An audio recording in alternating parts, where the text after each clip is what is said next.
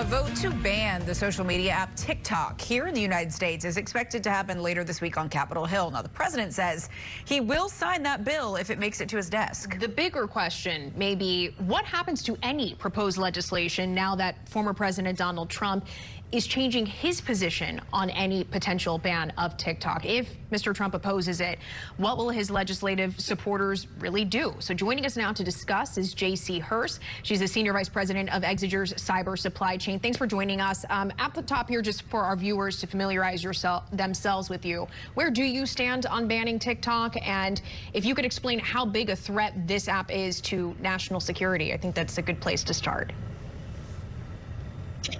Well, if you look at the regulatory policy of the Chinese Communist Party, it's very clear that Chinese corporations are subject to their jurisdiction.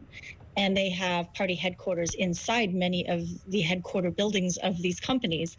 So if they want to pull any sort of information about U.S. citizens or place any sort of information in these platforms, that is fully within their scope of control. So when you have a country that's adversarial, that has such control, both to surveil and to launch information operations, that's very clearly a threat not only to United States citizens' privacy, but also to our elections and to other elements of national security. And that's the basis for this regulation. So it's not a position, those are just facts. Right.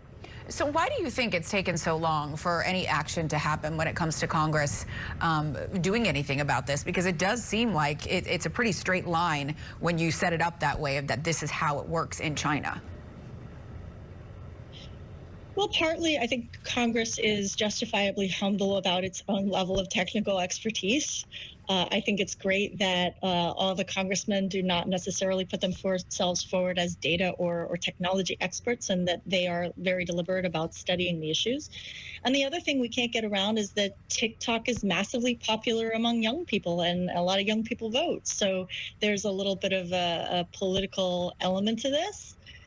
So, taking away people's candy, even if it has, levels of heavy metals, can be unpopular among candy lovers. Yeah, and certainly the Intelligence Committee, over on Sunday, you had Marco Rubio and Mark Warner, senators, both of them acknowledging that this is an issue and there's bipartisan agreement of needing to do something about it. How that shakes out moving forward this week, we'll see how that progresses. Well, Senior Vice President of Exiger's Cyber Supply Chain, Herz, thank you for sharing your insight with us today. Appreciate it.